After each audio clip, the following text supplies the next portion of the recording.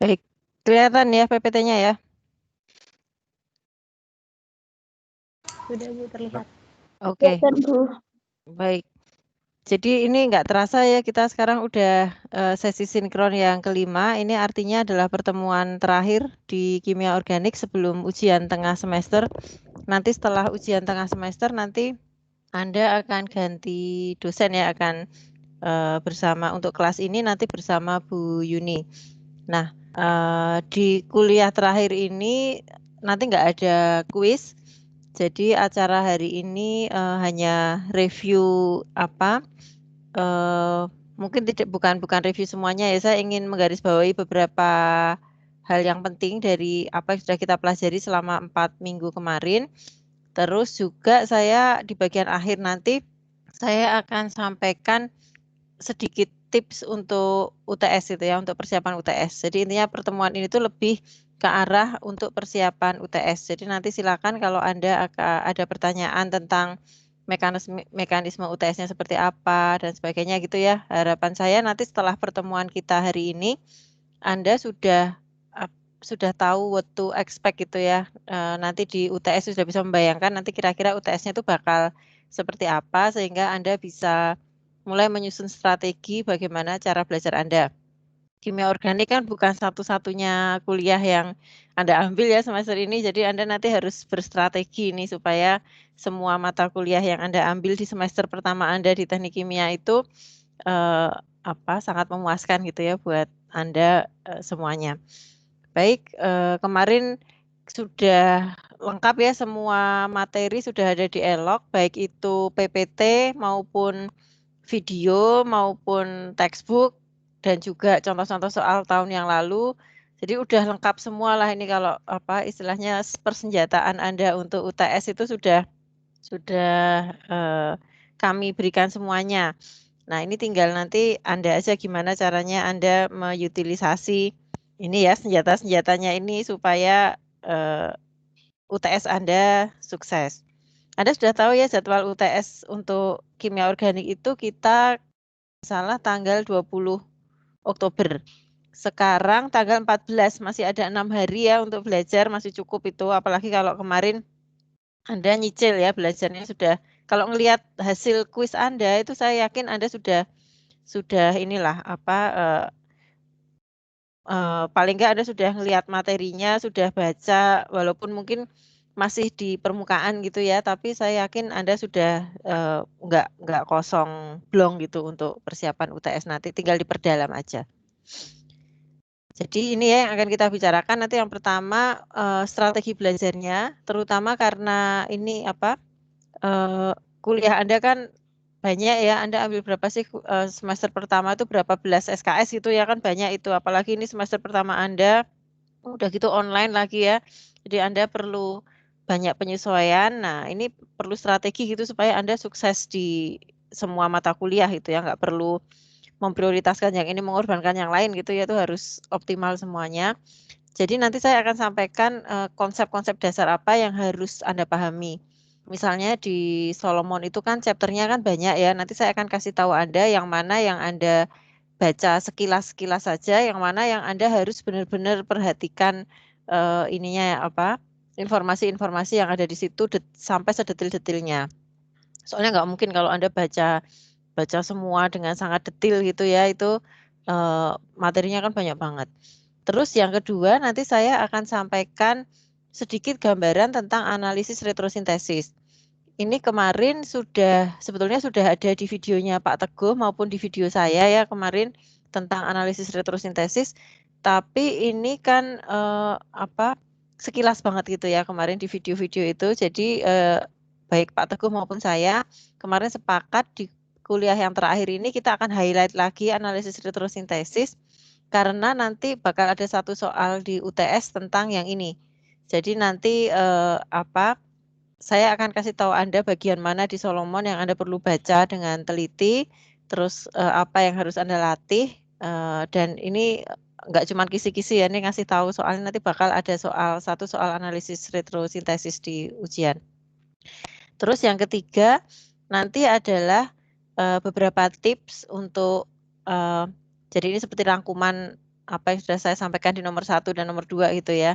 Nanti untuk mempersiapkan UTS itu saya kasih checkpoint gitu, apa namanya, untuk ngecek persiapan Anda ini sudah siap belum gitu supaya lebih gampang gitu ya. Sama nanti saya kasih contoh salah satu soal UTS yang sudah saya post juga untuk memberikan gambaran pada Anda sebetulnya apa yang kami harapkan dari pihak dosen gitu ya. Jadi supaya Anda tahu ekspektasi kami itu seperti apa, nggak meraba-raba gitu ya. Karena ini kan pertama kalinya Anda ujian di Teknik Kimia UGM. Nah, sekali lagi semua materi sudah kami upload di Elok dan saya yakin semua udah pernah buka Elok ya karena Anda semua udah pernah ikut kuisnya di Elok, cuman perkara dibaca atau belum, nah itu yang saya juga nggak tahu. Jadi nanti silakan kalau Anda belum pernah baca itu sebaiknya mulai dilihat-lihat lagi ya. Soal kuis sudah kami open, jadi Anda bisa lihat lagi soal-soal kuis. Jangan hanya dilihat yang kelas B, kelas kita. Lihat juga soal kuis yang di A ya, karena apa? Nanti soalnya itu sama antara kelas A dan kelas B. Jadi saya dan Pak Teguh itu urunan soal separuh-separuh.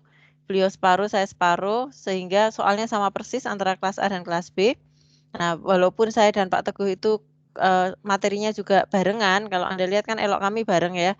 Terus semuanya selalu terkoordinasi, tapi bagaimanapun kan ada perbedaan style ya antara saya dan Pak Teguh. Jadi sebaiknya Anda lihat juga gitu gaya-gayanya Pak Teguh itu seperti apa. Gitu ya. Nah, sekarang ini bagian yang pertama dulu ya untuk strategi belajar.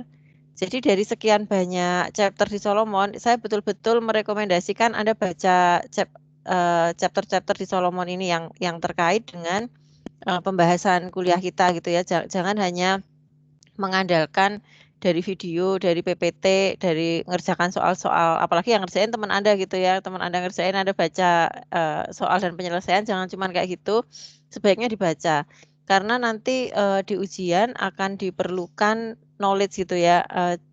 Bagaimana Anda bisa menganalisis satu soal di ujian itu tergantung seberapa dalam knowledge Anda tentang hal tersebut. Nah, knowledge itu nggak bisa kalau Anda hanya shortcut gitu ya, nanti Anda dapatnya dangkal juga gitu.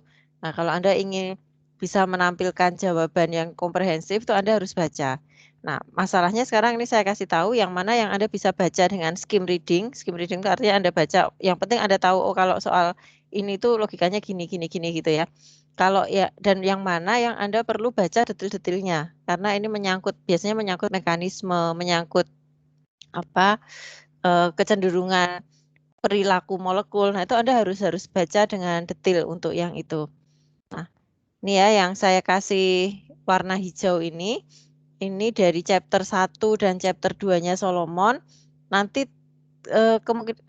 tidak ada soal yang directly benar-benar menanyakan secara detail tentang ini ya, tentang apa 3 chapter ini, karena ini adalah 3 chapter dasar gitu. Tapi Anda itu untuk bisa menganalisis soal-soal yang ada, Anda tuh harus paham yang ini. Jadi ini nanti silakan dibaca, nggak perlu word by word diterjemahkan gitu ya. Yang penting Anda ngerti aja apa namanya reasoningnya gitu ya. Karena nanti kemungkinan Anda akan memerlukan konsep-konsep ini untuk menjawab soal-soal yang terkait mekanisme. Ini chapter 1 dan chapter 2 ya dari Solomon. Nah, yang di kotak merah ini adalah bagian yang Anda perlu baca dengan sangat teliti. Yang pertama adalah definisi asam basa, terus yang kedua mekanisme reaksi ionik, yang ketiga reaksi radikal, dan yang keempat itu reaksi adisi ada di alkena di sini ya. Tapi itu kurang lebih sebetulnya mirip-mirip dengan logikanya itu mirip dengan yang kita baca 3 ini. Jadi sebetulnya 3 ini adalah dasar untuk mekanisme reaksi. Kalau yang hijau ini tadi, ini kan untuk Anda mengenal atom, bagaimana mereka nanti akan combine dalam molekul dengan hibridisasi orbital dan sebagainya. Kalau mekanisme ini mengatur prosedur bergabungnya atom-atom itu tadi gitu ya. Nah, ini nanti Anda perlu baca. Kalau saya sarankan sih, Anda baca caranya itu baca skim reading dulu yang hijau-hijau ini ya. Sekedar Anda tahu posisinya itu di mana tentang ini. Kalau perlu di bookmark di electronic version pun kan Anda bisa nge-bookmark ya. Terus nanti habis itu Anda baca teliti yang ini, yang merah-merah ini. Nah, pada saat Anda baca, ini ada kemungkinan Anda akan di-refer balik oleh chapter itu ke chapter-chapter yang hijau. Nah, itu Anda baca lagi, Anda balik lagi ke chapter hijau, berarti bagian yang itu tuh perlu Anda baca karena dia terkait banget dengan mekanisme soal reaksi asam basa misalnya. Nah, jadi caranya gitu ya. Nah, yang ketiga ini adalah aplikasinya. Kalau ini tadi kan kita baru ngomong konsep-konsep filosofis ya. Nanti untuk aplikasinya itu ada di Alkana dan Alkena Alkuna. Alkana itu biasanya nanti koneksinya adalah dengan reaksi radikal. Ya, Anda pasti udah ngerti banget kenapa seperti itu. Karena alkana itu enggak reaktif dan sebagainya gitu ya. Nah, yang alkena alkuna ini nanti kaitannya adalah dengan reaksi adisi yang itu bisa Anda koneksikan ke SN1, SN2 atau E1, E2 konsepnya ya. Menggunakan karbokation itu kan berarti melalui unimolecular reaction mechanism gitu ya. Anda bisa mengkoneksikan seperti itu. Nah, ini cara belajarnya. Nanti sama juga nanti yang Anda baca detail banget kan yang ini ya. Nah, nanti pada saat Anda baca alkana dan alkena, ini mungkin Anda sudah bisa nggak sedetail 4, 5, 6 ini Anda bacanya. Nah, nanti caranya biasanya dia akan merefer Anda di chapter tentang alkena misalnya ya, itu ada bagian-bagian yang dia akan merefer Anda ke section di bagian merah-merah ini. Saran saya, setiap kali Anda di-refer misalnya si section 4.2 gitu ya di Solomon gitu. Nah, itu Anda benar-benar balik lihat Anda baca lagi 4.2 itu apa sih dibaca lagi. Itu nanti akan membuat Anda bisa memahami ceritanya Solomon itu dengan lebih utuh. Kalau Anda waton baca chapternya urut 1, 2, 3, 4, 5, 6 gitu tanpa bolak-balik. Nah, itu nanti untuk karena Anda mungkin baru pertama kali ini buka Solomon gitu ya. Anda akan merasa bahwa chapter-chapter itu kok kayak nggak ada hubungannya satu sama lain ya. Itu kayak hal yang terpisah-pisah. Tapi kalau Anda mengikuti sarannya Solomon untuk misalnya lihat section ini itu nanti Anda bisa melihat chapter-chapter Solomon itu dengan lebih utuh. Nah, itu saran aja gitu ya, cara belajar. Kalau saya sih suka yang kayak gitu, tapi mungkin Anda punya style yang berbeda juga nggak apa-apa gitu ya. Nah, terus ini kita lihat dulu learning outcome. Jadi nanti learning outcome ini pentingnya adalah supaya Anda bisa memprediksi nanti kira-kira soalnya itu bakal tentang apa. Yang kemarin Anda bilang sebagai kisi-kisi gitu ya. Nah, kalau di universitas kita nggak mengeluarkan kisi-kisi dengan detail seperti itu, tapi ada guideline yang namanya learning outcome. Ini artinya adalah apa yang bakal dites pada Anda di ujian-ujian Anda. Jadi untuk kimia organik, untuk 1 semester kimia organik ya, itu kita punya 3 learning outcome. Yang pertama, Anda harus bisa memprediksi sifat-sifat fisis dari senyawa organik berdasarkan struktur molekul. Terus yang kedua, Anda harus bisa merumuskan mekanisme reaksi berdasarkan ikatan kimia dan juga sifat-sifat molekulnya. Terus yang ketiga, Anda bisa melakukan generalisasi mekanisme reaksi organik berdasarkan gugus-gugus fungsional. Jadi Anda bukan menghafal senyawanya, senyawa A tambah senyawa B jadi C plus D, tapi yang Anda lihat itu adalah gugus-gugus fungsional di dalam reaktan-reaktan dan produknya. Jadi kita bisa membuat generalisasi tanpa Anda harus menghafal setiap jenis reaksi. Ini nanti yang akan dinilai dari Anda itu 3 hal ini ya. Terus pertanyaan selanjutnya, seberapa dalam nanti Anda akan dinilai. Nah, itu bisa dilihat dari angka ini, level Bloom taxonomy namanya. Ini adalah tingkatan kognitif pembelajaran manusia. Nah, ini berarti untuk kimia organik itu Anda levelnya adalah di level 2 dan di level 3. Nanti makin Anda tambah semesternya di teknik kimia, Anda nanti akan makin ke kanan bergeraknya. Level 1 itu udah nggak mungkin lagi kalau di universitas ya. Anda pasti paling rendah itu di level 2. Nanti makin ke belakang levelnya itu akan makin naik sampai level 6 nanti pada saat Anda sudah di semester 8 gitu ya. Mata kuliahnya itu akan didominasi level 5 dan level 6. Sekarang kita masih di level 2 dan level 3. Apa sih level 2 dan level 3? Nah, berarti nanti yang akan dinilai dari Anda adalah yang pertama tingkat pemahaman Anda, understanding-nya itu seberapa. Nah, ini bukan sekedar knowledge yang menghafalkan gitu ya. Kalau knowledge itu misalnya gini, definisikan apa yang disebut nukleofil. Nah, itu sebetulnya itu masih knowledge kayak gitu ya. Tapi kalau pemahaman itu Anda itu sudah bisa membandingkan dua definisi berbeda gitu. Misalnya antara nukleofil dan elektrofil apa bedanya? Nah, itu sudah levelnya itu understanding karena Anda sudah bisa membandingkan dua dua benda yang punya definisi masing-masing gitu ya.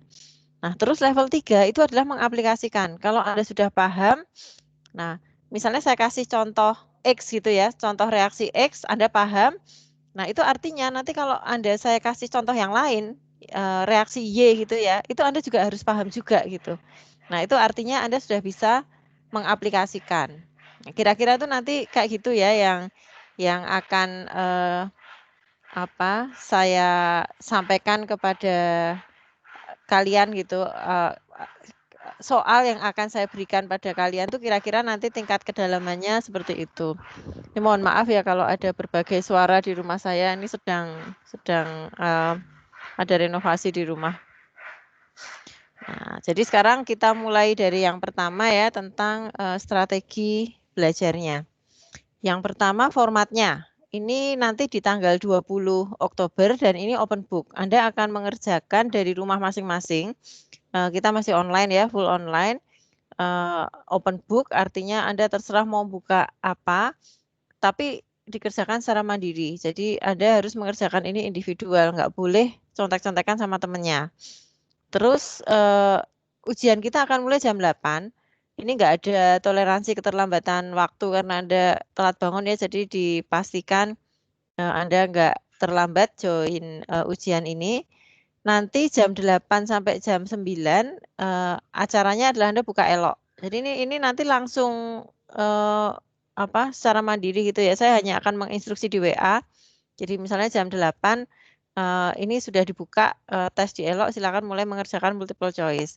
Nah, set untuk multiple choice ini kita ada 50 soal. Jadi 25 soal dari saya, 25 soal dari Pak Teguh gabung. Di kalian semua mengerjakan 50 soal multiple choice, waktunya hanya 1 jam. Jadi nggak usah coba-coba contek-contekan bagi-bagi jawaban sama teman Anda ya, karena waktu Anda akan habis dalam usaha untuk berkomunikasi. Sebaiknya Anda fokus saja. Itu kalau Anda nggak fokus, Anda masih harus nanya-nanya teman, harus ngasih jawaban ke teman, itu Anda nggak bakal bisa nyelesaikan. Itu sudah kami perhitungkan dengan Pak Teguh, itu kalian memang harus fokus banget gitu ngerjakan ini ya dalam 1 jam ada 50 soal. Nanti setelah 1 jam otomatis akan close. Jadi 1 jam dimulai dari saat Anda buka ini ya, buka soal ujiannya di elok, itu nanti 1 jam setelah itu 60 menit akan langsung close gitu. Nah, terus nanti setelah selesai multiple choice, Anda mengerjakan essay. Jadi begitu selesai multiple choice, entah Anda yang ngunci jawaban, masukin jawaban, mungkin waktunya nggak nyampe 1 jam, mungkin Anda ngerjakannya ya. Atau Anda sudah ditutup paksa oleh elok, habis itu Anda langsung pindah ke soal essay. Nanti soal essay-nya ini juga akan kami posting di elok. Jadi nanti pertama Anda kerjakan dulu part 1, ada tulisannya nanti ya, yang multiple choice itu part 1. Terus yang essay itu nanti part 2. Nah, Anda ngerjakan mau mulai kalau Anda selesai multiple choice jam 8.30 misalnya ya, berarti Anda sudah bisa mulai mengerjakan essay-nya jam 8.30 gitu. Jadi terserah aja nanti untuk essay ini Anda mau start jam berapa, yang penting jam 11 semua jawaban harus sudah masuk elok. Jadi Anda nanti akan dikasih link untuk Anda upload jawaban ke elok ya dalam bentuk scan PDF, nanti ada instruksinya. Instruksi itu nanti akan kita share di WA group gitu ya supaya Anda siap-siap. Jadi nanti Anda sediakan kertas sendiri di rumah, terus nanti setelah selesai mengerjakan di-scan, terus dalam bentuk PDF, terus diupload. Nah, nanti saya akan share juga contoh scan yang kami harapkan gitu ya, tingkat kejelasannya seperti apa. Nanti akan saya upload di Elok. Silakan Anda bisa gunakan Cam Scanner atau aplikasi yang lain ya untuk Anda men-scan dan mengupload, tapi dengan standar kejelasan seperti contoh yang nanti saya akan upload di Elok. Gitu ya, itu gambarannya kira-kira ada 50 soal multiple choice, Anda kerjakan dalam 1 jam. Terus Anda punya kurang lebih 2 jam untuk mengerjakan 6 soal esai. Jadi ada 50 soal multiple choice dan 6 soal esai untuk ujian tengah semester Anda. Open book. Nah, cuma ya ini ya karena waktunya mepet. Kadang-kadang gini, mahasiswa tuh kalau udah ngerti ujiannya open book itu terus kalian cenderung ya udah kalau kita nggak usah belajar, nanti belajar aja on the spot gitu ya. Wah, kalau ini nggak bisa nih, kalau Anda belajar on the spot susah banget Anda nyari ini jawabannya di sebelah mana gitu ya, waktunya habis nanti. Jadi saran saya pada saat Anda belajar nanti di bookmark supaya Anda gampang gitu ya nyarinya nanti kalau mau buka-buka textbook Anda itu nggak perlu sibuk nyari aduh halaman mana gitu ya. Itu nanti silakan Anda berstrategi juga di situ gimana caranya Anda mencari jawaban itu dengan cepat. Oke. Nah, sekarang untuk cara belajarnya ya tadi sudah saya sampaikan cara Anda membaca chapter-chapter di Solomon. Nggak usah terlalu berambisi semua Anda harus baca detail gitu ya. Sudah saya kasih tahu ya tadi bagian mana yang Anda bisa skim reading, bagian mana yang Anda perlu meluangkan waktu benar-benar duduk manis membaca dengan tenang gitu ya. Nah, sekarang ini secara filosofis itu tadi yang bagian-bagian yang tadi saya kotai hijau ya di chapter-chapternya Solomon, chapter 1 dan chapter 2 itu terutama. Mungkin nanti ada 1-2 pertanyaan lah terkait dengan bagian-bagian ini ya, ikatan atom, terus orbital gitu, mungkin ada dikit-dikit gitu. Tapi itu minor, benar-benar cuman sedikit gitu ya. Jadi seandainya Anda miss ini, itu nggak apa-apa gitu. Kalau misalnya Anda, karena bacanya nggak detail gitu ya, itu nggak apa-apa, nggak akan sangat mempengaruhi nilai Anda.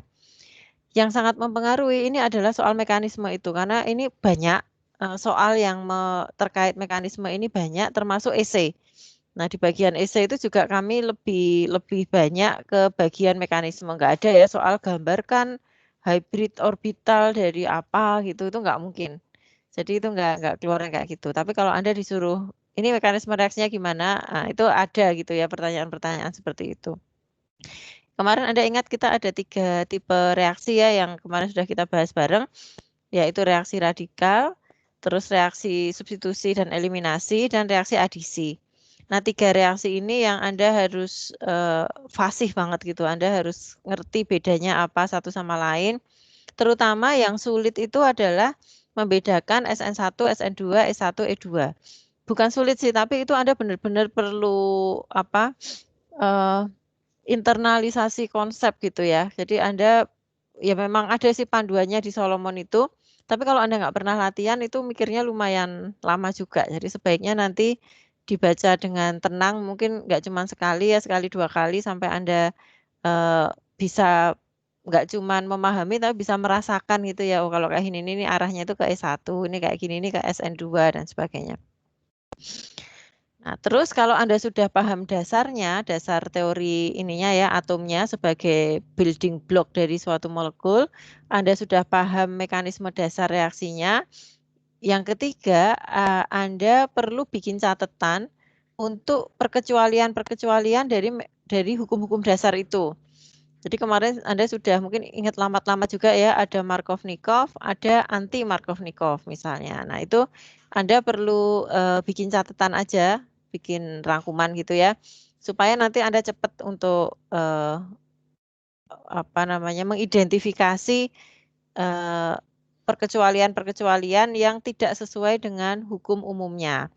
Nah, ini hobinya saya dan Pak Teguh itu di dalam ujian tengah semester. Ini ya, jadi membuat jebakan-jebakan perkecualian seperti ini gitu. Jadi Anda nanti perlu hati-hati dengan perkecualian-perkecualian ini ya. Anda harus waspada gitu ya. Ini misalnya ada soal yang kelihatannya kok gampang banget ya. Nah, itu sebaiknya dipikir dengan lebih lebih seksama gitu. Jangan-jangan nanti di dalamnya itu ada jebakan-jebakan soal perkecualian itu tadi. Oh ya, walaupun ini open book, saya tetap menyarankan Anda bikin rangkuman. Ya, karena ini apa namanya, Solomon kan buku banyak banget ya ininya materinya, jadi akan lebih membantu Anda baik untuk memahami maupun nanti di ujian kalau Anda bikin rangkuman dalam 1-2 lembar kertas gitu ya soal mekanisme, soal apa namanya perkecualian ini tadi itu akan sangat membantu Anda. Nah, contohnya ya tentang perkecualian kan Anda sudah hafal luar kepala kalau dengan aturan Markov-Nikov ini reaksi adisi itu dia melalui karena dia melalui mekanisme pembentukan karbokation. Jadi Markov-Nikov itu dia akan mengarah kepada karbokation yang paling stabil gitu ya. Intinya mekanisme Markov-Nikov itu hukum umum. Ini yang saya sebut sebagai hukum umum. Nah, kenapa kok aturan Markov-Nikov itu akan mengarah pada bentuk karbokation tertentu? Cara belajarnya ya, pertama Anda baca dulu. Ini aturan umumnya itu ini. Terus yang kedua yang perlu Anda bikin catatan di rangkuman Anda, kok bisa ya reaksi ini dia prefer ke karbokation bentuk tersier daripada bentuk primer. Oh, alasannya itu adalah karena ini. Nah, ini Anda perlu tingkat pemahaman Anda kalau Anda belajar mekanisme itu perlu sampai sini gitu ya. Sampai ke menjawab pertanyaan mengapa kok karbokation tersier itu nanti akan mendominasi produknya Markov-Nikov gitu. Nah, ini kalau di sini jelas ya alasannya kenapa gitu. Nah, ini contohnya kalau ini sih apa nih primer sama sekunder ya. Ini contohnya bukan reaksi yang tadi. Ini kalau primer itu dia untuk bisa membentuk karbokation primer, gunung energi yang harus dilewati kan jauh lebih tinggi. Jadi dia akan lebih mudah ke yang sekunder di sini. Nah, ini sekedar contoh aja. Nanti semua mekanisme reaksi itu ada alasannya kayak gitu ya. Anda yang justru yang perlu Anda baca itu adalah reasoning-reasoningnya itu supaya Anda nanti bisa mengaplikasikan untuk soal-soal yang lebih kompleks. Nah, itu kan tadi hukum umumnya ya. Nah, sekarang catatan tentang apa sih perkecualiannya Markov-Nikov.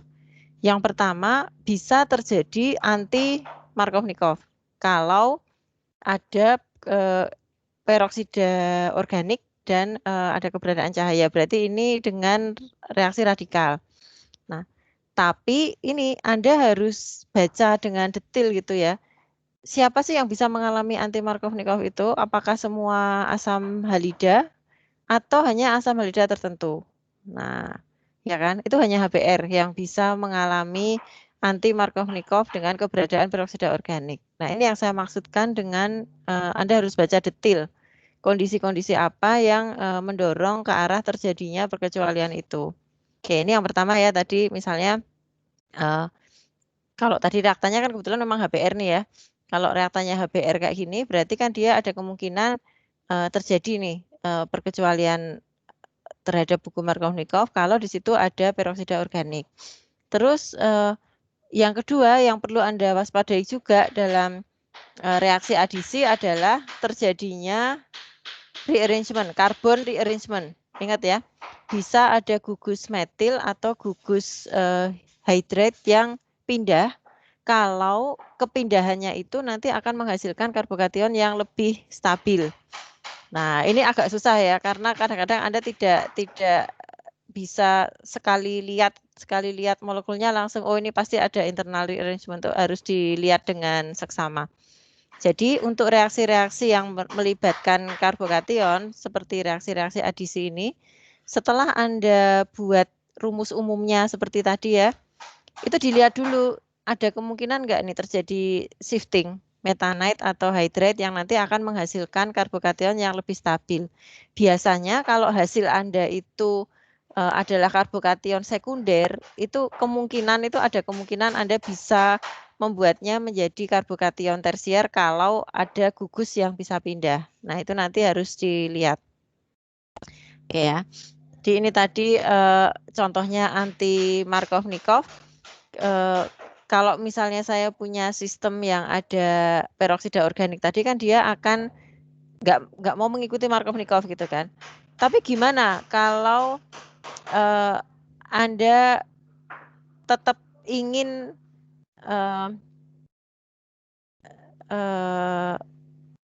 bentar. Oh, salah. Saya ngomongnya gini. Jadi tadi anti Markovnikov yang ada yang bisa terjadi dengan peroksida organik ini kan hanya untuk HBr, ya kan? Gimana kalau Anda mau mereaksikan senyawa ini propena dengan HCl misalnya, tapi Anda ingin terjadi anti Markovnikov. Nah, ini caranya adalah jadi justru sengaja Anda ingin melanggar hukum Markovnikov. Kalau dengan senyawa yang lain, misalnya dengan HCl gitu ya, itu kan Anda nggak bisa ngasih peroksida organik pun tetap dia nggak bisa terjadi anti Markovnikov kan. Nah, caranya adalah Anda gunakan mekanisme hydroboration oxidation. Ini cara untuk Anda mengubah reaksi Anda menjadi tidak patuh pada hukum Markovnikov. Ya. Terus tadi yang kemungkinan perkecualian yang kedua itu adalah internal rearrangement. Oke, sebentar. Ini kayaknya saya harus pindah tempat ya. Saya pindah dulu bentar.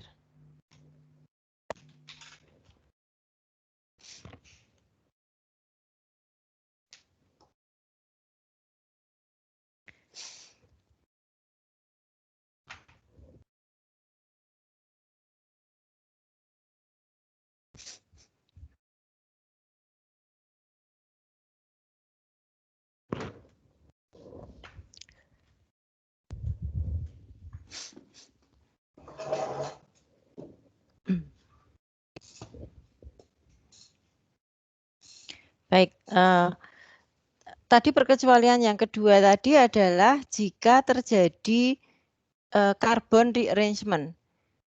Contohnya adalah pada kasus ini ya, karbokation aslinya Anda itu menghasilkan karbokation sekunder. Tapi karbokation sekunder Anda ini bisa menjadi tersier kalau gugus metil yang tadinya nempel di atom C di sebelah kirinya karbokation Anda itu dia bisa geser dengan melalui jembatan ini ya, kondisi transisi. Nah, dia geser ke sebelah kanan sehingga sekarang Anda punya karbokation tersier. Ini bisa terjadi pada situasi-situasi seperti ini ya, karena kalau dia geser terus jadi lebih stabil. Nah, ini belum tentu hal semacam itu tuh menguntungkan buat kebutuhan Anda gitu ya.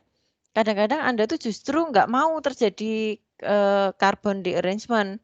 Gimana caranya mencegah? Nah, kalau Anda tetap pengen reaksi adisi, tapi nggak mau terjadi carbon rearrangement, maka Anda gunakan mekanisme oxymercuration demercuration.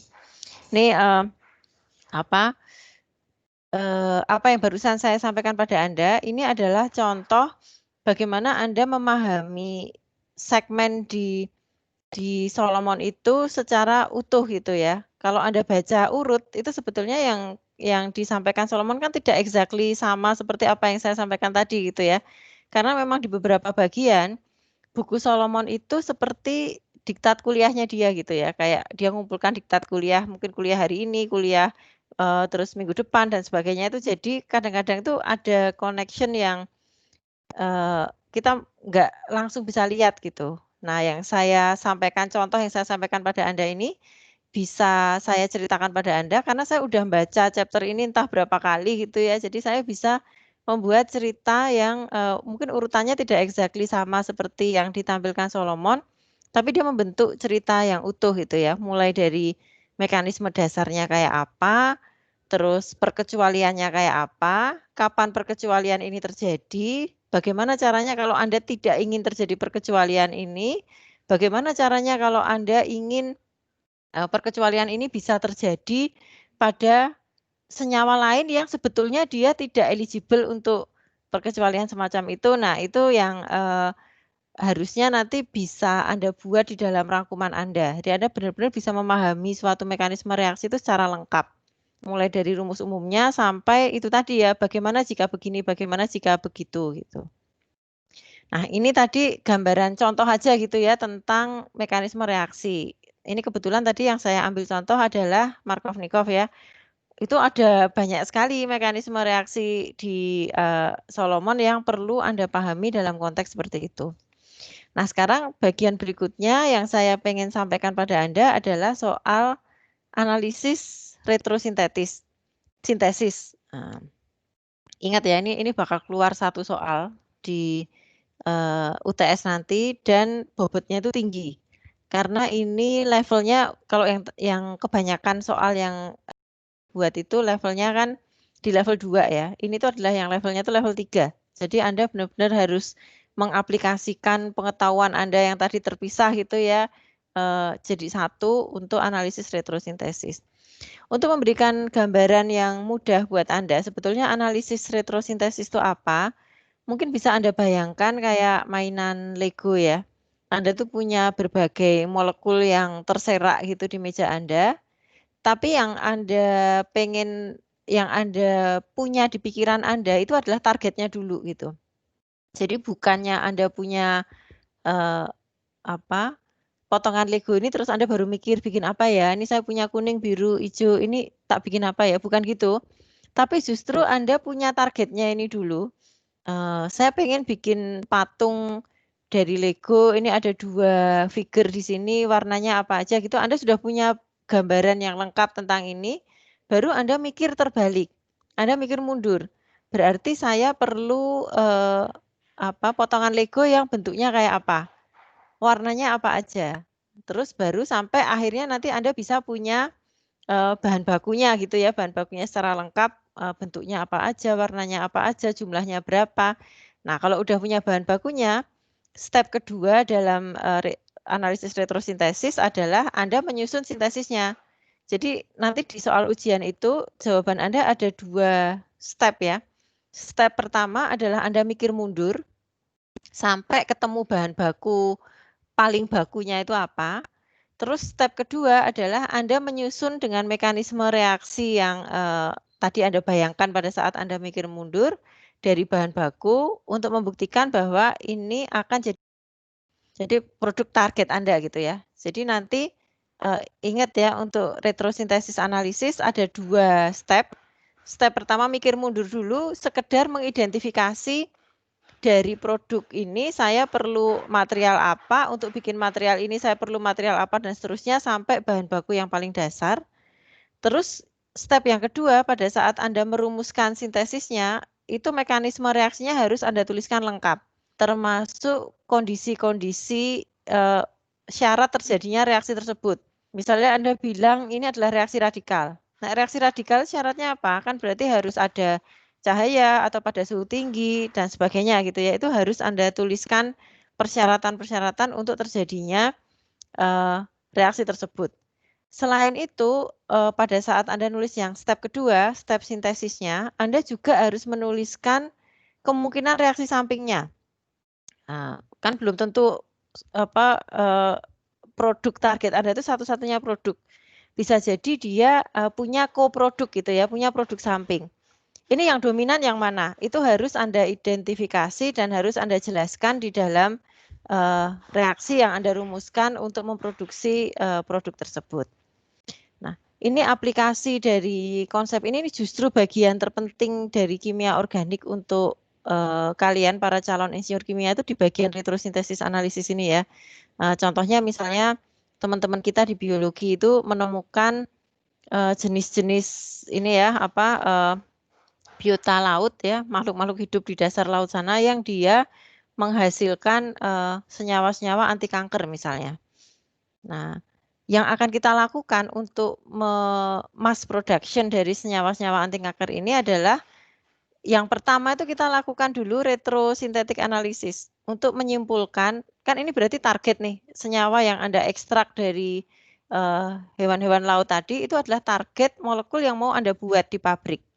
Jadi Anda harus mikir mundur, ini bahan bakunya apa ya? Kalau saya mau produksi massal, nah ini jadinya retrosintetik analisis, terus Anda bisa merumuskan, tadi mikir terbalik ya, terus habis itu Anda merumuskan, oh reaksinya berarti seperti ini, Baru kemudian nanti kalau Anda sudah tahu reaksinya, Anda nanti bicara soal desain reaktor, soal purifikasi, dan sebagainya. Jadi walaupun Anda itu nanti bidang Anda itu di ujung yang kanan ini, ujung komersialisasinya, tapi untuk Anda bisa mendesain alat-alat yang tepat, Anda itu harus tahu rute produksi target produk Anda itu dari senyawa apa. Nah, ini penting banget ya untuk bisa ngerancang alat yang tepat, untuk bisa mengoptimalkan alat yang tepat, Anda harus tahu step-step prosesnya itu kayak apa. Nggak bisa hanya, itu kan kerjaannya orang MIPA, Bu. Kita nggak perlu ngerti gitu. Nah, enggak seperti itu. Anda harus paham jalan berpikirnya teman-teman kita. Memang benar, nanti mereka yang akan lebih banyak mendalami tentang ini ya, hal-hal retrosynthetic analysis dan sebagainya.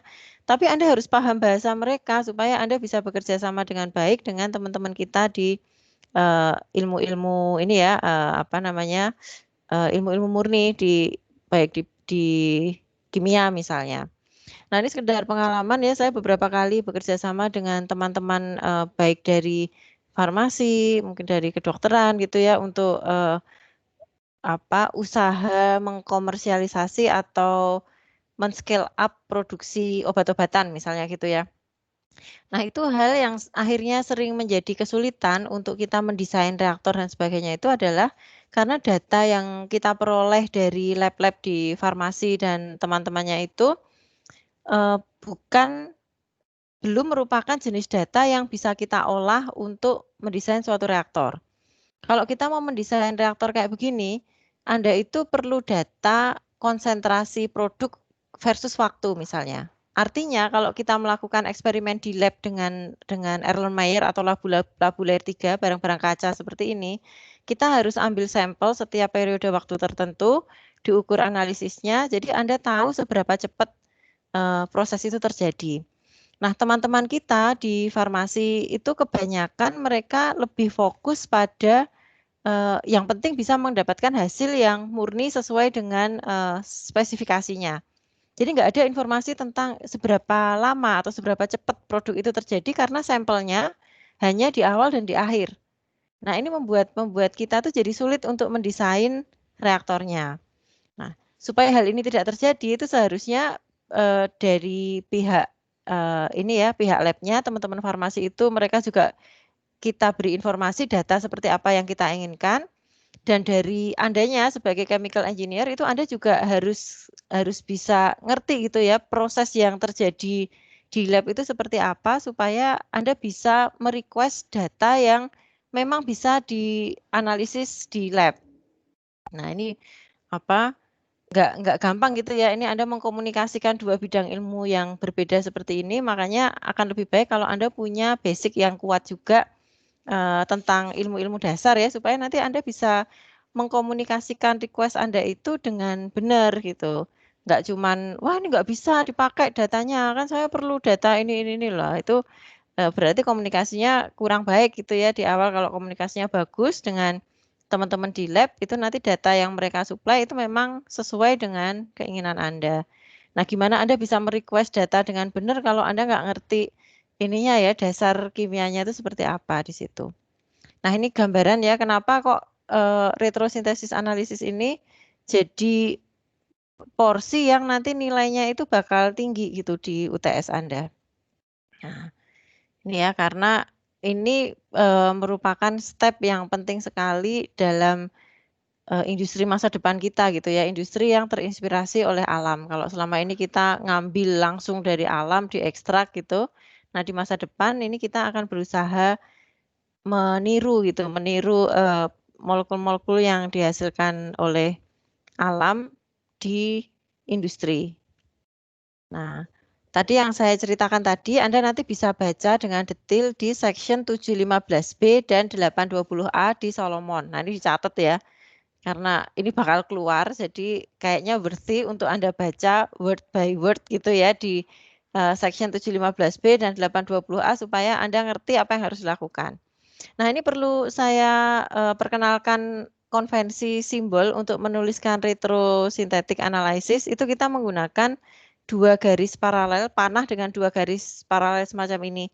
Jadi kalau Anda ngelihat panah kayak gini di dalam kitab kimia organik, ini sebetulnya artinya itu kita tuh mikir mundur, kita sedang mikir mundur gitu ya. Kalau panahnya 2, jadi misalnya ini ya, Z, terus double arrow ini, terus Y, ini artinya adalah Z akan dibuat dari Y akan dibuat dari X akan dibuat dari W, dan W akan dibuat dari A. Nah, istilahnya itu adalah kita menyebutnya itu precursor, ini adalah senyawa yang langsung menghasilkan senyawa di depannya itu prekursor. Nah, yang nanti prekursor yang paling awal itu kita nyebutnya starting compound. Artinya A itu ya memang berarti nanti pabrik Anda itu bahan bakunya itu A ini. Yang W, X, dan Y ini kalau bahasa teknik kimia kita menyebutnya sebagai intermediate product. Jadi nanti memang urutannya itu Anda harus dari bahan baku A, bikin W, bikin X, bikin Y, baru Anda dapat Z. Nah, untuk setiap step ini bakal ada mekanisme reaksinya. Maka tadi yang saya bilang nanti di soal retrosintetik itu, yang pertama nanti Anda lakukan ini dulu. Anda identifikasi kayak gini dulu aja, nggak usah ditulis mekanisme reaksinya. Tapi Anda tuliskan dari target molekul yang mau kita buat, ini apa? Immediate prekursor langsungnya itu apa? Ditulis aja molekulnya gitu, nama molekulnya ya, nggak usah mekanisme bla bla, nggak usah, itu nanti di tahap berikutnya. Nah, setelah Anda sudah punya bayangan, oh berarti molekul ini dibikin dari ini, sampai starting compound-nya apa. Tahap kedua baru Anda berarti start dari A, untuk menjadi W, dia akan melalui mekanisme reaksi ini, kondisinya ini. Kenapa seperti itu Anda jelaskan. Terus dari W ke X sama juga sampai akhirnya jadi Z. Nah, untuk setiap langkah ini nanti Anda identifikasi apakah dia satu-satunya produk, apakah ada kemungkinan terbentuk produk yang lain, dan sebagainya. Sehingga bayangannya nanti kalau ini proses ini mau Anda rancang alat-alatnya gitu ya, itu nanti sudah Anda punya gambaran ini perlu reaktor apa aja, terus purifikasinya, mineral distilasi atau apa perlu apa enggak gitu. Tapi itu maksudnya enggak untuk ujian kimia organik ya, saya cuma memberikan gambaran apa sih kegunaannya, kok repot-repot dadak mikir ini produknya murni apa dia ada kemungkinan kecampuran apa gitu. Seperti kemarin contohnya kan ada terutama itu ya antara SN1, SN2, E1, E2 itu kan ada reaksi-reaksi yang dia kemungkinan besar akan mix, akan terjadi bersama. Nah, itu yang kayak gitu tuh Anda identifikasi di step 2 gitu ya. Step pertama kan ini. Terus step 2-nya, step sintesisnya beneran itu nanti Anda identifikasi kemungkinan reaksi samping. Dan di chapter tentang mekanisme SN1, SN2, E1, E2 itu sudah ada juga kan caranya, gimana caranya supaya Anda menekan E1, supaya yang mendominasi adalah SN2 misalnya. Itu Anda sudah ada kondisi-kondisinya di sana. Nah, itu yang kami inginkan nanti di statement juga di propose mekanisme yang Anda tuliskan di jawaban ujian. Ini contohnya ya, sekedar memberikan gambaran supaya lebih make sense ya. Misalnya soalnya adalah ini, lakukan retrosintesis analisis untuk 2 bromobutana. Ini artinya Anda diminta kalau Anda harus membuat 2 bromobutana, ini kira-kira caranya gimana? Step 1 ini tadi ya, identifikasi 2 bromobutana itu kira-kira dia prekursor langsungnya apa. Ini kan prekursor langsungnya ini, dan Anda sudah bisa membayangkan, oh berarti kalau start dari alkena itu ini reaksinya adalah adisi dengan mengikuti Markovnikov gitu ya. Ini jawabannya bisa macam-macam ya. Kayak gini ini jawabannya belum tentu cuma satu. Makanya Anda nggak bisa contek-contekan. Karena belum tentu jalurnya itu cuma satu gitu. Jalurnya bisa macam-macam. Makanya tuliskan asumsi Anda dan pikiran Anda sejelas-jelasnya supaya saya bisa menilai ini bukan absolut benar salah gitu ya, tapi saya tuh menilai jalan pikiran Anda.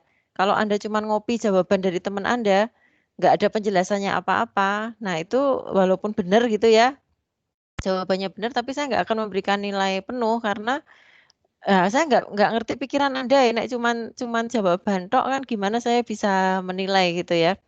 Nah itu mungkin Anda ngambil dari internet atau apa juga saya nggak ngerti, jadi tunjukkan pikiran Anda gitu di jawaban UTS Anda ya, supaya saya bisa memahami jalan pikiran Anda. Kalau cuma jujuk jawaban tok kan, ini sejarahnya gimana? Gitu ya. Jadi cukup fair ya kalau Anda jawab lengkap, saya paham pikiran Anda itu Anda berpeluang mendapatkan nilai penuh. Tapi kalau cuma jawaban tok yang saya sama sekali nggak bisa mengidentifikasi ini pikiran Anda kayak apa, nah itu merupakan hak saya ya untuk mengurangi nilai Anda. Oh iya, terus tadi contoh kondisi itu misalnya ini. Kan ini Markovnikov ya, jadi jangan sampai terjadi anti Markovnikov kan. Nah, artinya Anda harus nuliskan catatan di sini bahwa ini tidak boleh ada keberadaan peroxide. Karena kalau ada peroxide nanti nggak jadi Markovnikov ya, dia akan nempel di ujung yang sini kan. Jadi anti Markovnikov. Jadi ini perlu catatan yang dipanah ini perlu banget juga gitu. Jangan diabaikan pada saat nanti Anda membaca belajar dari Solomon, Anda harus take notes untuk ini ya, small print karena kecil banget biasanya kan di Solomon tulisannya catatan-catatan di sini nih, itu jangan diabaikan, itu penting itu untuk kondisi reaksinya harus seperti apa supaya terjadi reaksi sesuai dengan keinginan Anda. Nah, itu gambarannya ya. Sekarang kita masuk ke tips. Nah, ini yang nanti sebaiknya Anda tonton lagi ya, nanti recordernya akan saya post juga di Elok, nanti silakan buat Anda tonton lagi. Nih, ada kurang lebih 4 tips sukses ya untuk UTS yang sekarang gitu. Kalau tahun depan kalau Anda ngulang jangan sampai ya, tapi jangan sampai ngulang. Mungkin beda lagi tipsnya. Ini tips untuk yang sekarang. Yang pertama, walaupun di kuliah-kuliah kita tuh kita nggak pernah membahas secara khusus tata nama, sebaiknya nanti di-refresh kalau Anda udah lupa. Karena terutama di soal-soal yang multiple choice, saya dan Pak Teguh itu menggunakan nama IUPAC-nya. Tidak ada, di beberapa soal itu memang sengaja tidak kami beri rumus molekulnya gitu ya. Jadi Anda harus bisa menggambar sendiri gitu kalau kita kasih nama IUPAC-nya, ini rumus bangunnya seperti apa. Nah, kalau untuk mikir mekanisme reaksi kan Anda harus tahu rumus bangunnya atau sementara yang kami kasih itu nanti hanya nama IUPAC-nya. Jadi Anda perlu refresh lah apa mengenai penamaan ini. Memang penamaan itu nggak termasuk skop yang kita pelajari di kimia organik di teknik kimia ya, karena asumsinya ini pelajaran di SMA. Jadi nanti saya ingatkan aja Anda untuk refresh kalau Anda udah banyak lupa. Terus sifat fisik dan sifat kimia itu perlu dibaca juga ya, karena ini nanti menyangkut pertimbangan-pertimbangan untuk mekanisme reaksi. Terus tips yang kedua tadi, walaupun ini open book, sebaiknya Anda buat catatan ringkasan tentang 3 mekanisme reaksi ini. 3 tapi yang reaksi substitusi eliminasi ini panjang ya, subbabnya itu banyak. Jadi nanti silakan Anda buat catatan singkat selain untuk membantu Anda memahami, juga untuk bantuan nanti kalau pas ujian, karena ini nanti waktunya bakal mepet banget gitu ya. Memang sengaja dibuat mepet, jadi jangan protes, oh waktunya kurang Bu, memang sengaja, itu memang supaya Anda fokus mikir sendiri, nggak usah mikir tanya-tanya temennya. Terus yang ketiga, baca detail pada bagian-bagian yang saya tandai tadi ya, di bagian depan. Untuk chapternya Solomon tadi, yang saya tandai merah itu dibaca detail di situ karena banyak informasi yang dia tertulis sebagai small print itu tadi. Jadi silakan Anda baca dengan detail. Terus saran yang keempat, di Solomon itu kan di setiap section ada practice problem. Itu sebaiknya Anda coba. Karena kadang-kadang di situ tuh muncul informasi yang tidak muncul di chapter di cerita chapternya itu nggak muncul, tapi nanti pada saat Anda ngerjakan problem itu, oh ternyata muncul perkecualian di situ gitu loh. Informasi perkecualiannya itu kadang-kadang ada di problemnya, baik yang problem yang dicontohkan oleh Solomon maupun problem yang tidak ada jawabannya. Jadi kadang-kadang Solomon kan ngasih problem tapi dijawab sendiri sama dia. Nah, dalam bagian-bagian itu di banyak problem dia itu sedang menjelaskan soal perkecualian itu gitu ya. Tapi ada juga beberapa problem yang nggak dikerjain sama dia, tapi ada keterangan kalau problem ini menjelaskan tentang perkecualian yang mana, misalnya seperti itu ya. Makanya Anda perlu coba dicoba beneran tuh problem-problem di Solomon karena ada hidden, kadang-kadang ada informasi yang tersembunyi di situ. Oke. Nah, sekarang ini contoh soal ya. Saya kasih itu tadi tipsnya. Terus ini sekarang kita bahas sedikit satu contoh soal UTS. Ini dari UTS tahun 2018-2019. Ini sekedar untuk memberikan gambaran pada Anda apa yang ekspektasi saya itu apa gitu nanti untuk jawaban Anda gitu ya. Ini kita sedang mengkalibrasi ekspektasi gitu biar Anda tahu apa yang saya inginkan. Nah, nanti soal Anda itu bentuknya kolom-kolom kayak gini. Lihat kolom pertama, ini nanti ada persentase, ini artinya persentase nilainya. Jadi kalau nilai Anda maksimum 100 ya, berarti satu soal ini nilainya itu 20 sendiri. Nah, mungkin Anda nanti bisa melakukan strategi dengan mengerjakan soal-soal yang gede porsinya gitu ya, atau terserah lah. Tapi ini kita sudah sangat fair ya memberitahu pada Anda bahwa bobot nilai setiap soal tuh nggak sama. Ada yang seingat saya kalau untuk yang saya buat dengan Pak Teguh kemarin, ada yang bobotnya 15%, ada yang bobotnya 20%. Nah, ini nanti Anda perhatikan ya, ini soal bobot ini. Terus di kolom yang paling kanan, ini adalah learning outcome yang akan diukur. Jadi kalau ini yang soal pertama ini LO1 ya, ini artinya adalah tentang hubungan antara sifat fisis dengan struktur molekul dari senyawa tersebut gitu misalnya. Nah, jadi nanti diperhatikan ya, ini kadang-kadang bisa menjadi petunjuk juga di bagian bawah dari soal. Nanti ada LO1 itu apa, LO2 apa, LO3 apa. Jadi ini bisa menjadi petunjuk kalau Anda nggak ada gambaran sama sekali ya, aduh nih soal ini ngerjainnya gimana toh. Anda lihat aja itu kodenya LO berapa. Kalau LO1, oh ini berarti ono hubungannya sama sifat fisis molekul gitu ya. Itu mudah-mudahan bisa menginspirasi Anda, berarti jawabnya itu harus ke arah mana gitu. Terus, nah nanti soal yang akan Anda baca itu kira-kira modelnya kayak gini gitu ya, banyak kata-katanya gitu. Nah itu jangan panik dulu gitu ya, Anda kasih tanda ini tuh apa toh keywords-nya. Misalnya, kalau yang ini ya, ini berarti keywords-nya itu adalah soal stabilisasi resonansi. Jadi Anda langsung, oke berarti teori resonansi. Buka di Solomon yang tentang resonansi. Makanya tadi saya bilang kalau Anda sudah nge-bookmark, itu akan cepat gitu. Nah, terus yang kedua, ini dikasih hint gitu, dikasih petunjuk. Ini perlu Anda baca nih petunjuk kayak gini ya. Jadi jangan terburu nafsu, pengen segera mengerjakan, dibaca dengan teliti. Oh ini berarti yang harus kita cari itu adalah senyawa yang dia punya lebih banyak struktur resonansi, ya kan? Karena makin banyak struktur resonansinya, dia akan makin stabil. Berarti soal ini tuh sebetulnya hanya ngetes ketelitian Anda dalam membuat struktur resonansi gitu kan. Jadi antara A dan B, ini struktur resonansinya lebih banyak yang mana, berarti dia itu yang lebih stabil gitu toh. Nah, jadi caranya ini Anda gambar aja semua struktur resonansi yang mungkin dengan cara menggeser itu ya posisi elektron pada ikatan rangkap maupun pada posisi muatannya, tapi usahakan nggak ada yang kelewatan gitu ya. Jadi secara sistematis gitu Anda gesernya. Gambar aja semua, nggak usah dipikir dulu ini mungkin atau enggak, karena itu nanti kalau Anda kebanyakan mikir kayak gitu nanti eh, sering kelewat gitu ya. Ada struktur resonansi yang belum Anda tulis. Pokoknya tulis dulu aja semua yang mungkin. Terus habis itu baru Anda coreti struktur yang melanggar aturan kestabilan molekul.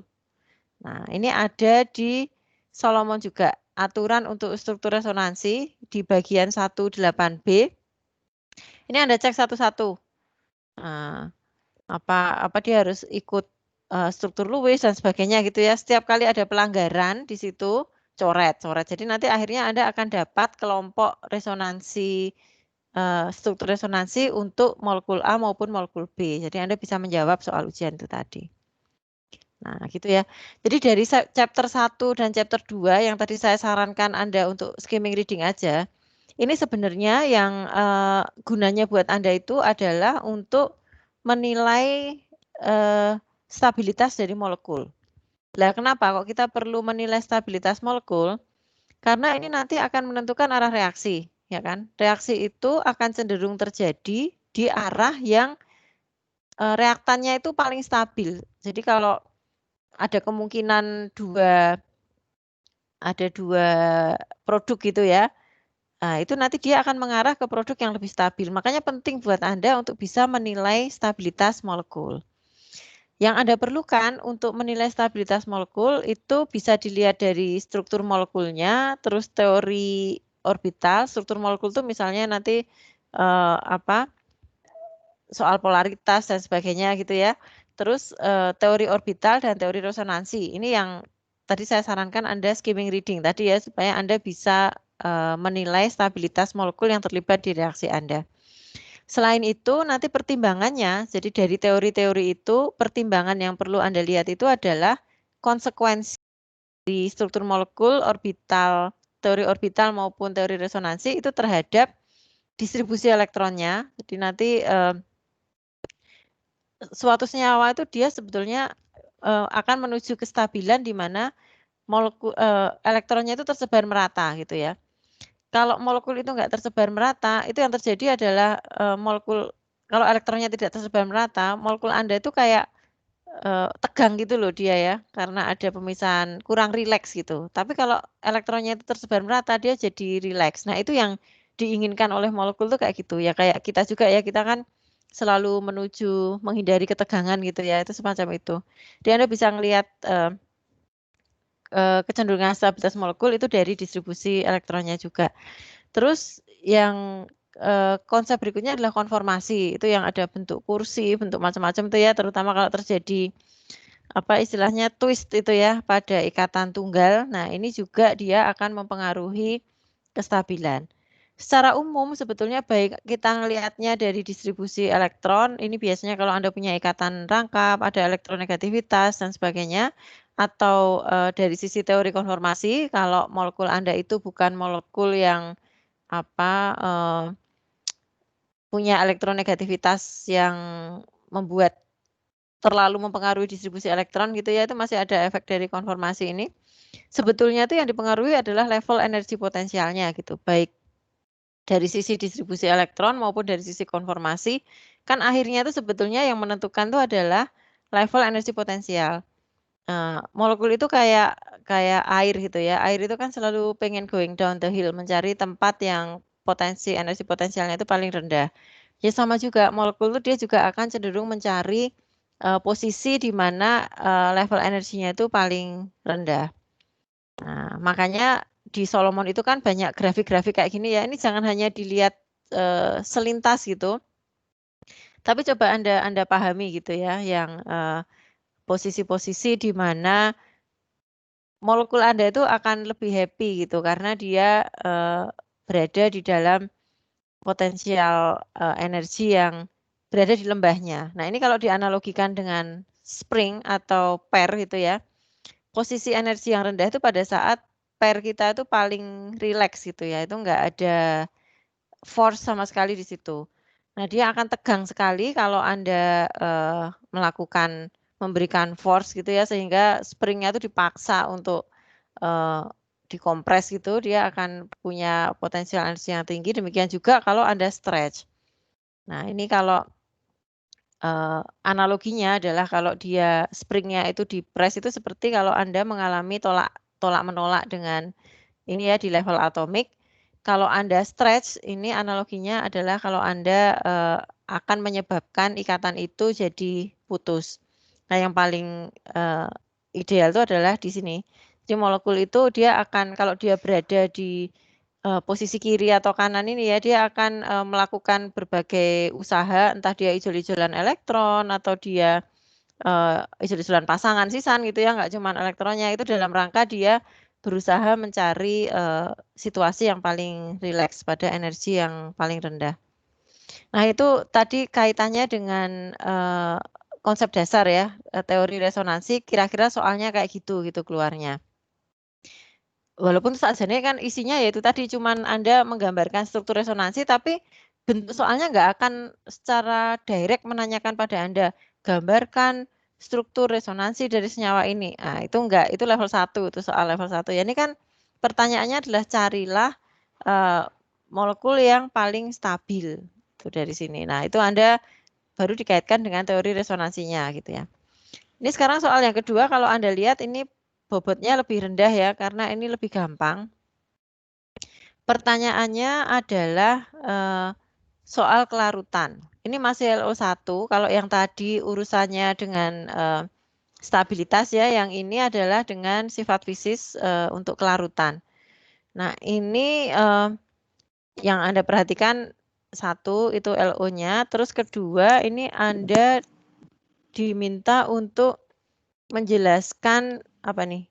Gaya ini diketahui dia saling melarutkan ya. Jadi ini Anda dikasih informasi bahwa kedua senyawa ini saling melarutkan.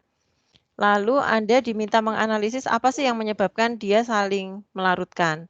Nah, ini kalau ini kan obvious banget ya, ini jane naik 15% ini ketinggian sebetulnya. Ini kan ikatan hidrogen jelas gitu ya. Anda bisa menjawab ikatan hidrogen. Tapi yang kami harapkan itu enggak terus jawabannya 2A ikatan hidrogen titik gitu ya. Ya Anda jelaskan ikatan hidrogennya itu yang mana sama yang mana gitu. Apakah H di sini dengan O di sini gitu kan enggak tahu kan H yang di sini dengan yang di sini. Nah, itu dikasih penjelasan gitu ya hidrogennya itu yang mana yang dia berikatan sehingga kedua bukan berikatan sih ya, dia hanya berinteraksi gitu dengan antar molekul ini sehingga kedua molekul ini menjadi saling melarutkan.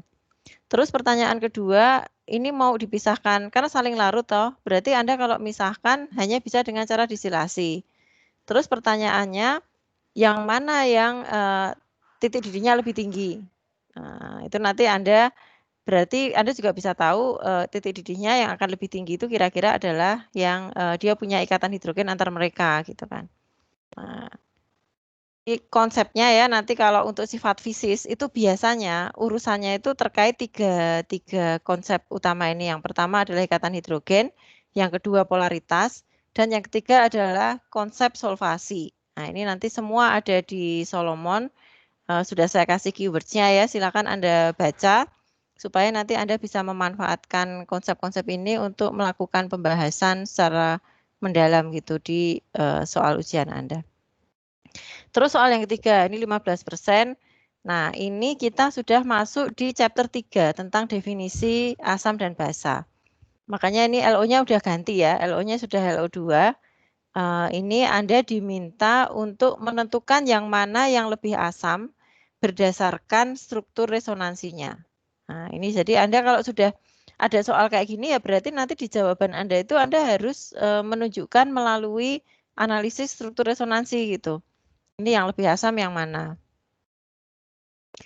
Nah, secara umum kalau dari chapter 3 itu ya kalau yang menentukan keasaman suatu molekul termasuk keasaman relatif suatu molekul terhadap molekul yang lain itu ada dua hal yaitu polaritas dan energi potensialnya.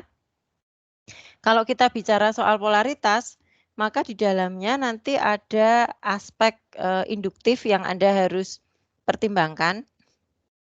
Ini yang membuat jadi lebih complicated ya, karena itu tadi termasuk ada perkecualian-perkecualian akibat ada efek induktif. Nah, efek induktif ini akan terjadi kalau terjadi polarisasi dalam ikatan di molekul itu.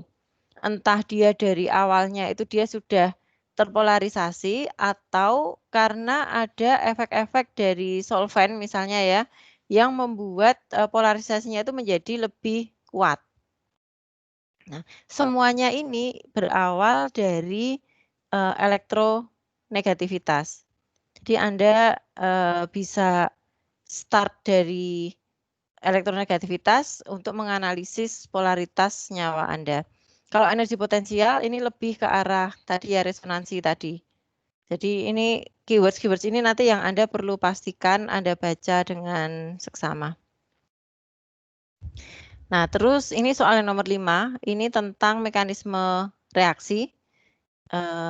Nanti bentuk soalnya kayak gini. Ini kalau soal mekanisme reaksi, ini berarti LO3-nya itu sudah, walaupun dia mungkin kombinasi ya dengan LO2, tapi dia bobot LO3-nya itu sudah lebih tinggi di sini. Biasanya dalam soal-soal mekanisme reaksi itu nanti Anda akan diberi hint.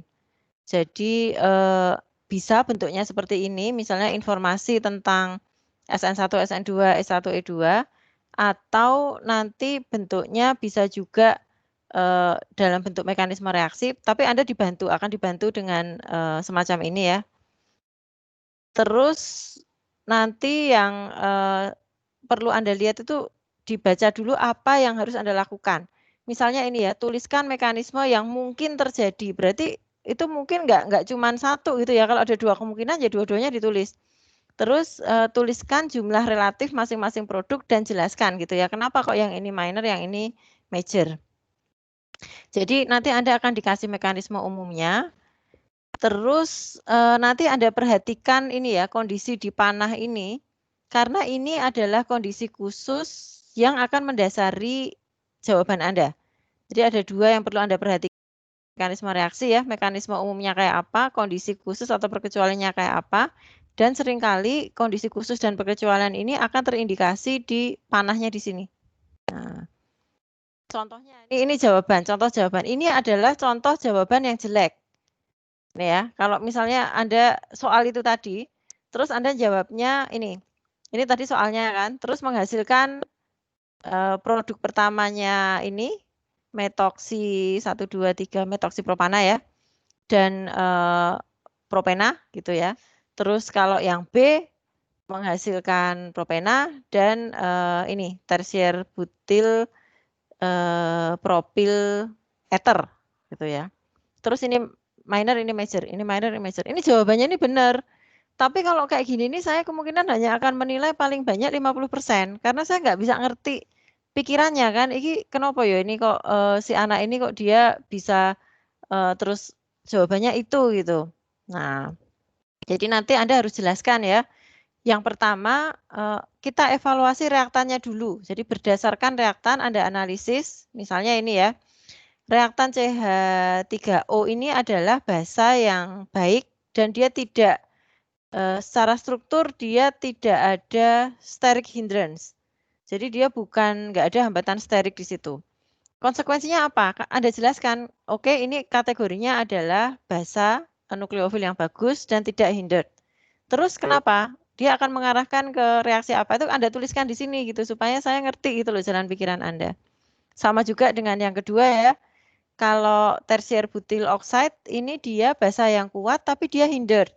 Terus emang kenapa kalau dia hindered? Nah, itu Anda jelaskan. Anda tuh nganggapnya saya tuh nggak ngerti sama sekali gitu loh. Jadi Anda harus jelaskan kenapa kok konsekuensi dari karakteristik basa ini nanti akan ke arah mana gitu Anda tuliskan. Terus kalau sudah Anda analisis reaktannya, yang kedua adalah Anda analisis kecenderungan.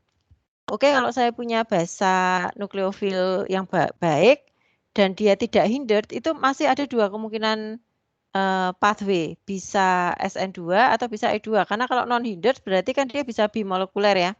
Anda ingat kan kalau bimolekuler itu dia nanti akan terjadi inversi konfigurasi, sehingga hanya basa-basa yang kecil nanti yang akan bisa melalui kondisi ini ya, bisa melakukan inversi. Makanya dia harus not hindered. Nah, ini Anda jelaskan kenapa kok kalau ini kecenderungannya kok jadi apa bisa E2, bisa SN2. Tapi kenapa kok akhirnya Anda memutuskan bahwa SN2 ini yang major? Nah, ini harus Anda jelaskan gitu ya. Anda nggak perlu menghafal ini berapa persen, ini berapa persen. Anda cukup major minor gitu itu sudah bagus banget kalau Anda bisa mengidentifikasi itu. Nah, Anda kan harus baca ceritanya ya, nggak bisa kalau Anda hanya hafal mekanismenya saja, tapi Anda nggak ngerti cerita di balik itu, Anda nggak bisa mengerjakan soal semacam ini dengan baik. Sama juga ya, untuk kalau saya pakai strong base yang hindered, kenapa kok jadi kebalik? Nanti yang dominan adalah E2, jadi dia akan menghasilkan alkena. Nah, itu kira-kira gambaran singkatnya. Ini untuk soal retrosintesis analysis, udah lama banget kita nggak mengeluarkan soal itu ya, tapi ini akan keluar lagi di yang sekarang. Jadi nanti sekali lagi saya ingatkan Anda untuk belajar ini ya, sub-chapter yang terkait dengan retrosynthetic analysis. Itu ada di Solomon dan ceritanya sangat bagus, udah sangat jelas kalau menurut saya kalau Anda meluangkan waktu baca duduk manis itu Anda bisa memahami jauh lebih baik daripada lecture saya gitu. Nanti silakan dilihat-lihat lagi. Kalau tipe soal-soal yang lain itu ada di soal-soal ujian yang tahun kemarin. Hanya khusus yang ini, yang retrosynthetic analysis ya, yang di tahun-tahun kemarin belum banyak dikeluarkan secara eksplisit. Nah, ini nanti akan ada di ujian tengah semester yang ini. Jadi silakan Anda baca. Nah, demikian apa namanya yang bisa saya sampaikan ya untuk sedikit memberikan gambaran buat Anda tentang cara mempersiapkan diri untuk UTS Anda yang tinggal berapa tadi? 6 hari lagi ya, cepet banget, tahu-tahu udah mau UTS. Nah, silakan nanti berstrategi, itu ada banyak soal juga di Solomon, kalau Anda mau melatih teamwork mungkin bisa dibagi sama temennya ya, kamu ngerjain apa, di-share, karena ini tadi ya waktu Anda itu nggak banyak. Jadi kalau Anda punya waktu longgar, bisa Anda kerjakan semuanya sendiri ya, tapi kalau dalam kondisi, ini Anda kerjaan banyak banget ya, semua mata kuliah mau UTS, masing-masing request-nya macam-macam, belum tugas ini, tugas itu. Nah, itu kayaknya Anda perlu kolaborasi juga sama teman-teman Anda. Nah, mungkin, sekarang saya udah ngomong panjang banget nih, Anda ada komentar dulu atau pertanyaan dari Anda untuk mengklarifikasi terutama terkait persiapan UTS? Silakan. Oh iya, kemarin yang itu ya video saya bikin challenge video pertanyaan, cuman ada 2 dari Anda yang merespon. Mungkin nanti kalau Anda udah baca, udah mulai belajar untuk refreshing Anda mau bikin video pertanyaan, Anda kirim masih boleh ya, masih saya tunggu, tapi kalau nggak ada yang lain, ya udah nanti yang tak kasih GoPay cuma 2 orang itu. Kemarin siapa ya namanya lupa saya. Kalian tuh ini ya, ternyata nggak mempan juga ya dipancing-pancing dengan challenge. Monggo, siapa punya pertanyaan?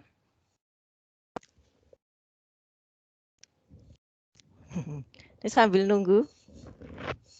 Tuh, kuliah kimia organik tuh loh kan. Ini kucing saya itu kalau saya kuliah dia selalu ikut gini nih. Jadi kayaknya dia nanti bisa dapat degree teknik kimia nih kucing. Setiap kuliah dia ikut mulai kuliah termo, bioproses, terus kimia organik. Gimana ada pertanyaan nggak dari kalian? Permisi, Halo? Bu. Ya, siapa ya ini ya? Saya Juwita. Oke, Juwita gimana? Saya ingin bertanya, tapi bukan mengenai mekanisme UTS. Bisa, Bu? Heeh. Boleh, silakan. Itu kan pada materi SN2 sama SN1 itu kan ada salah satu materi yang menyebutkan jika atom nukleofil beda-beda, kekuatan nukleofil belum tentu ekuivalen dengan kekuatan urutan kekuatan Bahasaan. basa. Heeh, betul. Iya. Heeh. Terus itu menentukannya gimana ya, Bu? Oh, gini. Nah, ini gini aja. Sekarang, kayaknya tak catat aja pertanyaannya ya, terus nanti saya akan jawab dalam bentuk video gitu ya, karena ini saya tuh perlu nyoret-nyoret. Kesulitannya itu adalah kalau kayak gini saya jawab omongan gitu, saya juga bingung cara saya tak ambil catatan dulu ya, nanti, saya catat semua pertanyaan Anda, terus, nanti tak bikinkan video jawaban aja, bentar.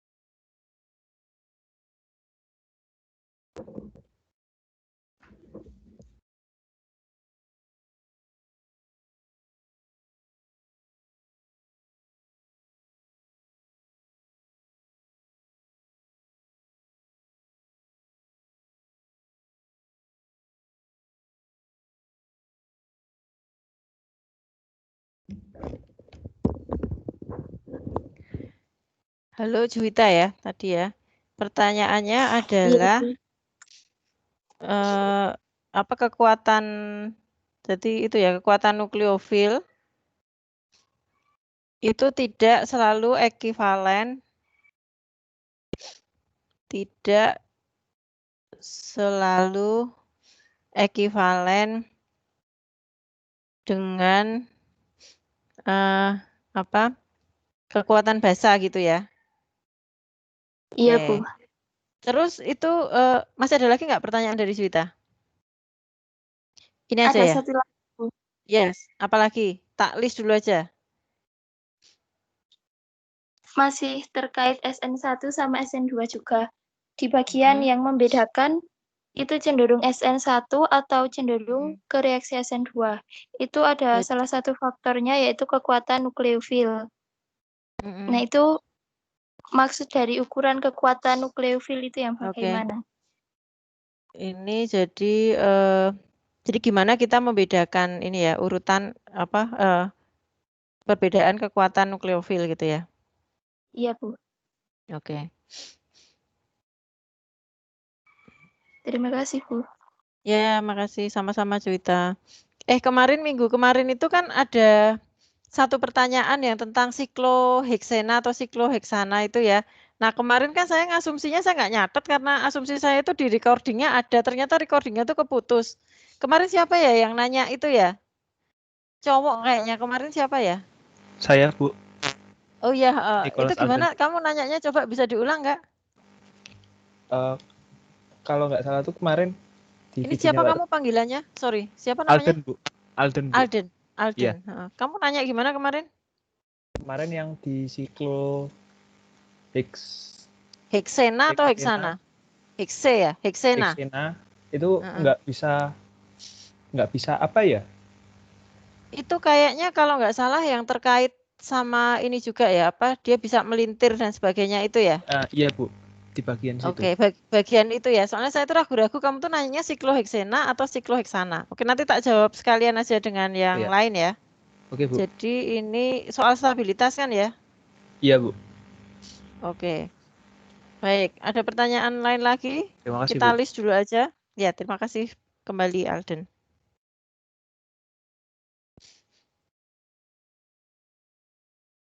Oke, mungkin kalian belum mulai muncul banyak pertanyaan karena belum sempat ngerjakan soal-soalnya juga mungkin ya. Jadi gini aja deh, ini kan kita sebetulnya kuliahnya masih sampai, harusnya kan kita itu 2,5 jam ya. Ini saya udah berkicau dari jam 1 sampai sekarang hampir 2:30, 1,5 jam. Berarti kan ini jatah sesi sinkron kita kan memang udah habis nih ya. Nah, gini aja deh, kita sepakati gini ya, kalian posting pertanyaannya di ini aja, di grup atau japri saya ya boleh lah, karena kayaknya kalian apa sungkan apa gimana sih kalau di grup ya. Walaupun saya sebetulnya lebih encourage kalau kalian tanyanya itu di grup biar teman-teman Anda bisa saling belajar juga gitu ya. Tapi terserah Anda mau posting di situ atau japri saya juga boleh. Mungkin untuk memberi kesempatan saya tanggal 20 ki hari apa toh? 20 ki Selasa ya. Jadi kalau saya mau posting jawaban video saya di hari Minggu, berarti tak tunggu sampai hari Jumat gitu ya. Kalau ada pertanyaan dari Anda, nanti Anda tulis pertanyaannya di WA, terus akan saya jawab dalam bentuk video, terus tak post di Elok. Jadi kalau sampai hari Jumat tengah hari gitu ya, Jumat jam 12 siang gitu ya, saya tunggu di situ. Tunggu sampai Jumat. Nanti kalau setelah itu berarti tak anggap udah nggak ada pertanyaan lagi. Jadi saya hanya akan menjawab pertanyaan-pertanyaan yang Anda post di situ gitu. Gitu ya. Soalnya ini kayaknya sih mungkin Anda belum sempat benar-benar baca gitu karena kok kayak belum ada indikasi kebingungan, walaupun memang Anda memang pinter-pinter banget sih kelas ini ya. Kemarin kalau ngelihat hasil kuisnya, ya tapi ini juga lucu, ada teori lucu antara saya dan Pak Teguh. Jadi saya tuh heran kan, kami berdua heran. kenapa kok kelas ini nilai kuisnya itu selalu lebih bagus daripada kelasnya Pak Teguh. Kalian itu kan lihat sendiri kan kemarin ya, kalian tuh hasilnya selalu di sekitar 80-90, sementara Pak Teguh itu selalu di 50-60 gitu. Nah, terus setelah kemarin kita lama diskusi gitu kan, terus Pak Teguh tuh dia bilang, oh tempat Bu Wirani checkpointnya pilihannya cuma 4 gitu. Tempat Pak Teguh tuh pilihannya 5. Jadi ini kalau teori probability itu kan kayak kemungkinan benernya Anda itu lebih gede gitu loh daripada ini kan. Jadi Anda kan 1/4, teman-teman Anda di kelas sebelah kan 1/5. Jadi malah kita diskusi teori probability. Nah, terus jadinya nanti di UTS pilihannya itu jadi 5 nanti. Karena nyamain yang punyanya Pak Teguh 5 gitu ya, dan kita mau membuktikan teori kita apa bener sih ini gara-gara saya pilihannya lebih sedikit daripada Pak Teguh gitu ya, checkpoint saya cuma 4, dia cuma 5, makanya nilai di kelas sebelah tuh lebih rendah daripada nilai kalian. Nah, tapi mari kita buktikan bahwa bukan seperti itu gitu ya, kita buktikan bahwa teorinya itu salah nanti walaupun checkpoint-nya dengan 5 opsi, Anda semoga kelas ini nilainya tetap lebih tinggi daripada kelas sebelah gitu mudah-mudahan. Wah, saya tiwas GR ya kemarin, wah berarti saya ngajarnya lebih baik daripada Pak Teguh itu, terus wah ini pilihannya ada 4 nih di Bu Wirani, di dia kan 5. Oke. Baik, ada pertanyaan sebelum kita bubar? 229 nih, pas. Senang saya kalau bisa menyelesaikan sesuai target. Udah, nggak ada pertanyaan benar? Udah siap ujian? Bu, izin bertanya, Bu. Ya, siapa ini? Bu. Rofi. Siapa namanya? Siapa? Rofi, Bu. Rofi. Rofi, ya gimana Rofi? Itu nanti yang kita mau tanya itu ngepost di Elok atau jadinya PC dari WhatsApp ya, Bu? Apanya nih? Kan kalau misalkan saya ada yang mau ditanya kan katanya nanti tanya ke Ibu sampai jam. Lewat WhatsApp. Oh, yang sampai Jumat itu lewat WhatsApp aja ya, karena kalau di Elok itu nggak ada notifnya ke saya, jadi saya nggak ngerti kalau ada orang posting di sana. Jadi nanti lewat WA grup boleh, kalau Anda sungkan lewat Japri juga boleh. Tapi jangan dijadiin kebiasaan ya, ini soal sungkan itu kalian tuh harus berani ini ya, berani tampil, berani tanggung jawab, berani ngomong gitu, itu baru jadi insinyur tangguh. Oke, ada pertanyaan lagi? Makasih. Udah, benar. Ini pertemuan terakhir kita loh ini untuk kimia organik, pertemuan sinkron maksudnya.